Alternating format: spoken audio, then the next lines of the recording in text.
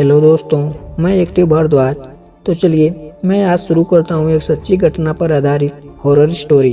और हाँ, अगर आप अपने दोस्त के साथ हैं तो आप एकांत में चले जाइए, और अगर आप अपने रूम में हैं तो अपने रूम की लाइट ऑफ कर लीजिए और अपने कान में एयरफोन्स लगा लीजिए। और मुझे विश्वास है कि यह कहानी आपके रोंगटे खड़े कर देगी। तो चलिए बिना देरी के शुरू करते हैं। बात उन दिनों की है जब मैं कॉलेज का स्टूडेंट था। अपने कॉलेज की ओर से हम सभी कैंप के लिए एक जंगल में गए थे।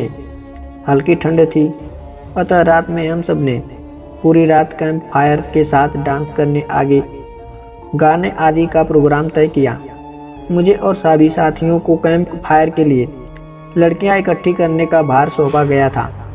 मैं निकला तो सबके साथ ही, लेकिन जंगल के प्राकृतिक सौंदर्य में भटकता हुआ अकेले बहुत दूर कहीं निकल गया। अचानक आसमान बादलों से भर गया और गरज के साथ बारिश होने लगी। बादलों के लगातार गरजने से मैं पेड़ के नीचे खड़ा रहना मुनासिब समझा। आसपास किसी घर की तलाश में एक दिशा में भागने लगा। मुझे कुछ ही दूरी पर एक लाल ईंटों से बनी शानदार बिल्डिंग नजर आई। बिल्डिंग रोशनी से पूरी नहाई हुई थी और उसमें ढेर सारे लोग हैं, ऐसा दूर से ही लग रहा था। मैं तेजी से भागते हुए उस बिल्डिंग में जा घुसा और सामने से आती हुई एक खूबसूरत नर्स से टकराते बचा। नर्स ने मुझे घूर कर देखते हुए कहा, बहुत अधिक भीग गए हो, सर्दी लग जाएगी। उधर बाएं की ओर एक स्टोर रूम है, वहां जाकर जो भी मिले उससे कहना सिस्टर जूलिया ने दूसरे सूखे और साफ कपड़े मुझे देने को कहा है, वह तुम्हें कपड़े दे देगा। मैं हक्का बक्का मुंह फाड़े सिस्टर जूलिया को देखता रहा। मुझे एकदम से यह समझ नहीं आया कि मैं क्या करूं। मेरी स्थिति की देखकर सिस्टर जूलिया खिलखिलाकर हंस पड़ी और बोली, पहले तुम अपना मुंह बंद करो, वरना मुंह में मच्छर घुस जाएगा, और अब जाकर वैसा ही करो जैसा मैंने कहा है।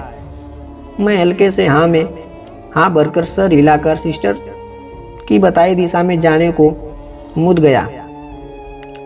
अभी कुछ के 10 कदम ही चला होऊंगा कि मेरे कंधे पर किसी ने हाथ रखकर मैं चौंककर पीछे मुड़ा तो सामने मेरे आर्मी की वर्दी में एक युवक को खड़ा मुस्कुराता पाया।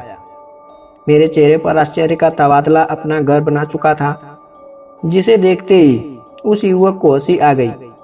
उसने धीमे किंतु दृढ़ स्वर में कहा, मैं कैप्टन विनोद हूँ और यह हमारे देश की आर्मी का हॉस्पिटल है। कैप्टन विनोद की बातों ने मुझे आश्वस्त दिया। मैं अब धीरे धीरे सामान्यता हो गया और मैंने कैप्टन विनोद को सिस्टर जूलिया की कई बातें बताई। सुनकर कैप्टन विनोद के चेहरे पर रहस्यमय मुस्कान फैल गई और वे बोले, तो सिस्टर जूलिया से भी मिल चुके? जी, क्या मतलब है आपका? कुछ नहीं, चलो मैं तुम्हें सूखे कपड़े देता हूँ, चेंज कर लो, नहीं तो सच में सर्दी लग जाएगी। और मैं कैप्टन विनोद के पीछे पीछे एक बड़े से कमरे में पहुंच गया। कमरे के चारों ओर हरे रंग के पर्दे लगे हुए थे। एक और एक बड़ा सा बेड पड़ा हुआ था और उसके सामने एक सोफा था। बीच में एक टेबल था जिस पर 2 ग्लास, एक बड़ी बोतल ब्रांड की और 1-2 या पत्रिकाएं पड़ी हुई थी। कमरे के एक कोने में एक बड़ी सी अलमारी थी, जिसमें से कैप्टन विनोद ने एक आसमानी रंग का कुर्ता पैजामा निकालकर मुझे दिया और कमरे से लगे बाथरूम की ओर इशारा किया।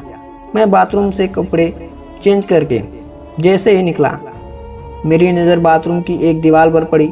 वह खून के छींटों से भरी हुई थी। यह देखकर मैं घबरा गया और जल्दी से बाहर निकलने को मुड़ा कि बाथरूम में लगे आईने से खुद को ही देखकर चौंक गया।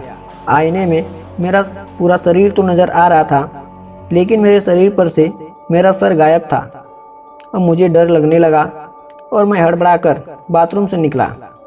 मुझे इस तरह बाहर निकलते देख कैप्टन विनोद ने हंसकर पूछा, क्या हुआ?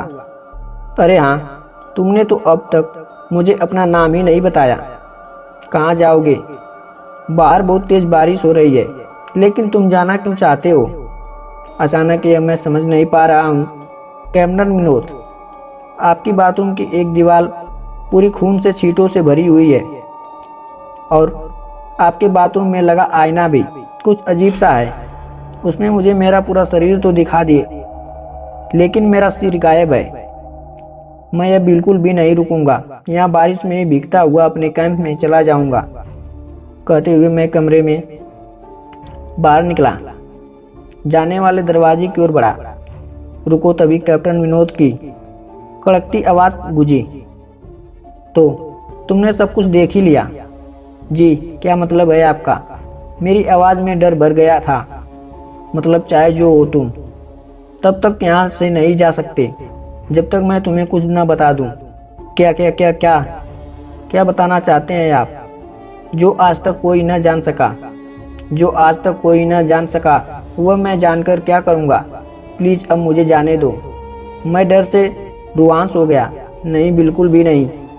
और तुम्हें मुझसे डरने की कोई ज़रूरत नहीं। सैनिक सबकी रक्षा के लिए होते हैं। मैं भी तुम्हारी रक्षा ही करूँगा। कैप्टन विनोद के स्वर में कोमलता थी। आओ मेरे साथ, इस सोफे पर बैठ जाओ। मैं तुम्हें एक कहानी सुनाता हूँ। कहानी खत्म होते ही मैं तुम्हें तुम्हारे कैंप तक जीप से छोड़ दूंगा। वैसे भी तुम अपने साथियों से काफ़ी आगे निकल आए हो। वहाँ तक तुम अब चलते हुए शायद पहुँच न पाओ। कैप्टन विनोद के स्वर में जाने कैसी अस्वस्थता थी। मैं जानकर उनके बगल में बैठ गया। कैप्टन विनोद कहानी शुरू किया।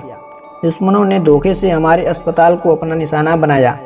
दुश्मन देश के 2 सैनिक हमारे सैनिक के वेश में आकर हमारे सैनिक को घायल कर दिए, और वह घायल था और हमारे देश की सेना ने उसे बहुत ढूंढा लेकिन नहीं मिला। शायद साजिश के तहत उसे घायल होते ही घुसपैठियों ने कहीं छुपा दिया था। अचानक अपने खोए सैनिक को अपने हॉस्पिटल में पास सभी खुश हो गए और बिना अधिक पड़ताल किए हॉस्पिटल के गेस्ट रूम में घायल को लेकर आने वाले 6 वेशधारियों को ठहरने की इजाज़त दे दी गई। अभी उस सैनिक का इलाज चल ही रहा था कि जोरों का ब्लास्ट हुआ और पूरा हॉस्पिटल एक पल में खंडहर में तब्दील हो गया। लेकिन हॉस्पिटल तो अपनी शानदार स्थिति में खड़ा है। मेरी बातों को अनसुना कर कैप्टन विनोद ने अपनी बात जारी रखी। कोई नहीं बचा उस ब्लास्ट में। दीवार पर पड़े खून के छींटे भी उसी ब्लास्ट में मारे गए हॉस्पिटल कर्मचारियों के हैं। हाँ, पर यह हॉस्पिटल तो मुझे खंडहर नहीं दिखता। जवाब मैं कैप्टन विनोद के चेहरे पर रहस्यमय भरी मुस्कान फैल गई और उनका चेहरा अजीब से भावों में भर गया। मैं उनके चेहरे को देखकर अंदर से दहल गया। फिर भी मैंने हिम्मत कर पूछा, आप उस ब्लास्ट में कैसे बच गए? सुनते ही कैप्टन विनोद ठक्का लगाकर हंस पड़े और मुझ पर एक भरपूर नज़र डालते हुए कहा, यह कहानी आज से मात्र 10 वर्ष पहले की है और मैं तो आज से 50 वर्ष पहले मर चुका हूँ। इसके आगे उन्होंने क्या कहा मुझे कुछ नहीं मालूम। चेहरे पर गीलेपन का एहसास जबकि काफ़ी हुआ तो मैं जैसे नींद से जागा। मुझे घेरे हुए मेरे सभी सहपाठी और टीचर खड़े थे। मेरे आँख खोलते ही मेरे सर ने कहा, थैंक गॉड तुम होश में आ गए। तो क्या मैं बेहोश था?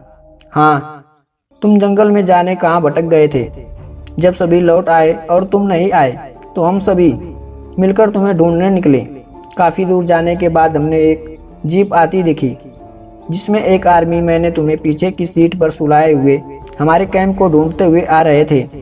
उन्होंने हम सबको अपनी जीप पर बिठाया और कैंप तक छोड़ा। तो दोस्तों, यह कहानी आपको कैसी लगी? यह कहानी आपको पसंद आई हो तो प्लीज़ वीडियो को लाइक, चैनल को सब्सक्राइब जरूर करें। और मेरी कहानी कहीं न कहीं सच्ची घटना पर आधारित होती है, तो मुझे विश्वास है कि यह कहानी आप लोग को बेहद पसंद आएगी।